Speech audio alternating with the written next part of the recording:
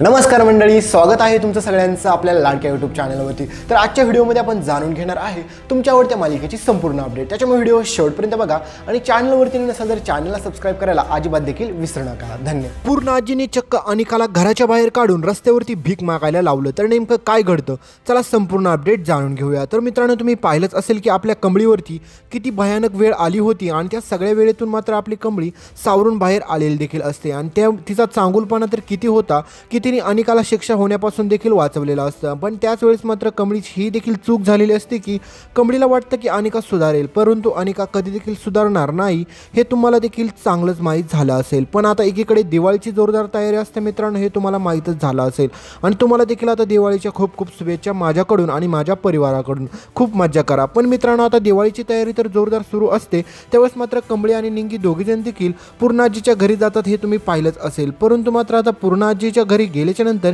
हे अनिकाचं आणि कमळी आणि निंगीचं परत भांडण त्या ठिकाणी होतं आणि ही अनिका एवढा भयंकर तिच्या इगो असतो ना की ती सगळ्यांसमोर तरी देखील आपल्या कमळीची इज्जत काढत असते आणि अनिका स्वतःला परत शहाणी समजत असते आणि त्याच वेळेस मात्र कमळीचं खूप लोक कौतुक देखील करत असतात आणि अनिकाच्याच घरामध्ये काम करणारे काही नोकरवर्ग असतात ते देखील आपल्या कमळीचं खूप सारं कौतुक करत असतात। पण हे सगळं काय अनिकाला सहन होत नाही हे तुम्ही पाहिलंच असेल। त्यावेळेस मात्र अनिका त्यांच्या हातावरती फटाके फोडते आणि त्यामुळे त्यांना खूप मोठी इजा देखील होते आणि तरी देखील ही अनिका सुधारलेली नसते। पण आता एवढं सगळं होऊन देखील राजांनी आणि पूर्णाजीच्या मनामध्ये तिच्याबाबत देखील अजून राग असतोच, कारण की पूर्णाजी म्हणते की तिला शिक्षा दिल्याशिवाय ती शांत बसणार नाही। जरी तिचे क्रेडिट कार्ड, डेबिट कार्ड, पैसे सगळे बंद केले असतील तरी देखील त्यांना माहीत असतं की रागिनी आणि कामिनी काय करून आहेत। त्या तिला प्रत्येक वेळेस प्रत्येक चुकीमध्ये पाठीशी तर घालणारच आणि तिला पैशाची देखील मदत करणार। त्याच्यामुळे त्यांनी ठरवलेलं असतं की हिला अशी काही शिक्षा देऊ 2-4 दिवसासाठी की तिला परत तिची खरी लायकी कळाली पाहिजे।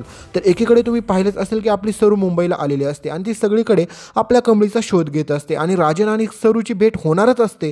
तर तेवढ्यात मात्र राजनला असं वाटतं की त्याला भास झाला आणि त्या ठिकाणावरून आपली गौरी म्हणजेच आपली सरू पळून जोरात निघून लांब गेलेली असते, कारण की तिला त्यांच्यासमोर सारखं जायचं नसतं आणि तिच्या मनामध्ये एकच विचार येत असतो की तिचा तो काय भूतकाळात जे काही गोष्टी घडलेल्या आहेत त्या परत वर्तमानमध्ये नको घडायला, हाच आपल्या पूर्णपणे सरूचा विचार असतो। एवढं सगळं झाल्याच्या नंतर आपली सरू त्या ठिकाणावरून निघून जाते। पण मित्रांनो, आपल्या सरूचा एकच शोध असतो की तिला कमळीला भेटायचं असतं आणि तिला इथून घेऊन जायचं असतं, कारण की कमळी कोणत्या संकटात आहे का नाही हे सरूला माहीत नसतं। कारण की सरूला कळतं की ज्यावेळेस मात्र सरू मुंबईला आली त्यावेळेस सरूला कळालेलं असतं की यांचं देखील खूप मोठे कॉलेज आहेत आणि माझी कमळी जर यांच्याच कॉलेजमध्ये असेल तर यांची भेट झाली आणि यांची ओळख झाली तर परत खूप मोठे प्रॉब्लेम आणि कुटाने येऊ शकतात। पण मित्रांनो, ह्या अनिकाने असं काय करून ठेवलेलं असतं की त्यामुळे ह्या अनिकाला शिक्षा होणे एकदम योग्यच राहणार आहे, कारण की ह्या अनिकाने खूप मोठी चूक करून ठेवलेली असते।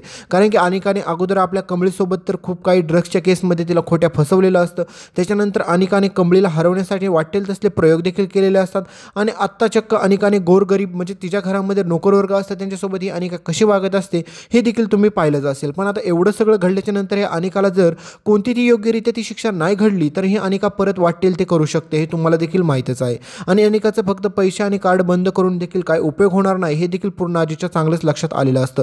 आणि मित्रांनो, त्या नोकरवर्गांच्या जरी हाताला त्यांनी फटाके फोडले असतील आणि त्यांना भाजलं असेल तरी त्यांनी अजून देखील सांगितलेलं नसतं की हे सगळं अनिकाने केलेलं आहे। पण अनिकाने हे सगळं केलेलं असतं हे कमळीच्या लक्षात देखील आलेलं असतं आणि पूर्णाजीच्या देखील लक्षात आलेलं असतं। आणि मित्रांनो, पुढे आता सरू आता राजनच्या अगदी जवळून जाते आणि मित्रांनो हीच भेट त्या दोघांची ठरणार आहे, कारण की सरू आणि राजनची पुढे तुम्हाला भेट होताना पाहायला भेटेल। कारण की ह्या दोघांची भेट झाल्याच्या नंतर मित्रांनो खूप सारं भयानक सत्य, भयानक रहस्य सगळं काय बाहेर उघडकीस येणार आहे।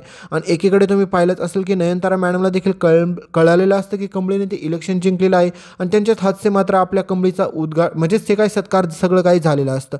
पण हे सगळं होऊन देखील मात्र नयनताराच्या मनामध्ये एक विचार सारखा कमळीबाबत येत असतं आणि नयनतारा घरी ऋषीला देखील म्हणते की बाकी काय पण म्हण, ती मुलगी चांगली तर आहे, कारण की जर मी जरी तिच्या जागेवरती असतं तरी त्या अनिकाला असली भयानक शिक्षा दिली असते की तिने स्वप्नात देखील त्याचा विचार केला नसता।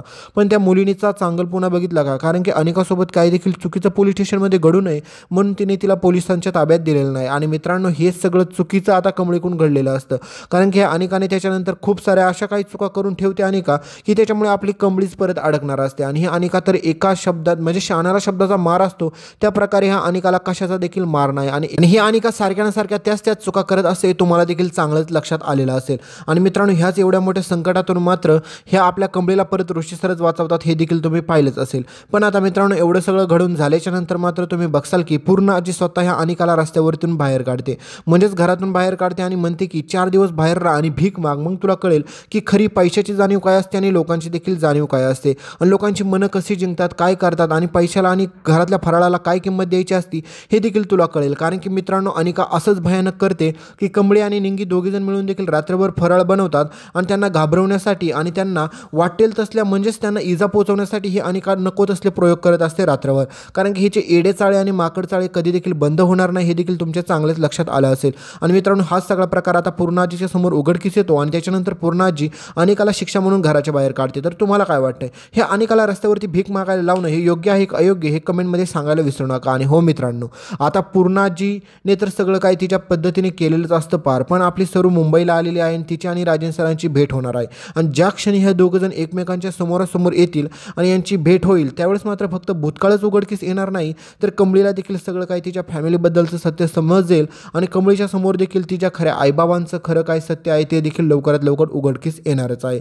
कारण की तुम्हाला माहीतच आहे, अजूनपर्यंत बिचाऱ्या कमळीला हेच माहीत नसते की तिचे खरे आई आणि बाबा कोण आहेत. म्हणजे आई जरी खरी कोण आहे हे माहीत असेल, पण तिचं खरं नाव काय होतं हे देखील कमळीला याच्याबाबत सत्य माहीत नसतं. आणि राजन तर आपला वेड्यासारखा सगळीकडे सरूला शोधत असतो हे तुम्ही पाहिलंच असेल. आता ज्यावेळेस मात्र राजनच्या समोर कित्येक वेळा आपली सरू आलेली असते, पण त्यावेळेस मात्र सरू तेथून राजनला बघून पळून जात असते. कारण की सरूच्या मनामध्ये एकच विचार असतो, तो देखील तुम्हाला चांगल्याच प्रकारे माहीत असेल. तर पुढील सगळे अपडेट तुम्हाला लवकरच पाहायला भेटेल. तोपर्यंत चॅनलला सबस्क्राईब करा आणि तेवढे सोबतचं बेल नोटिफिकेशन देखील ऑन करा.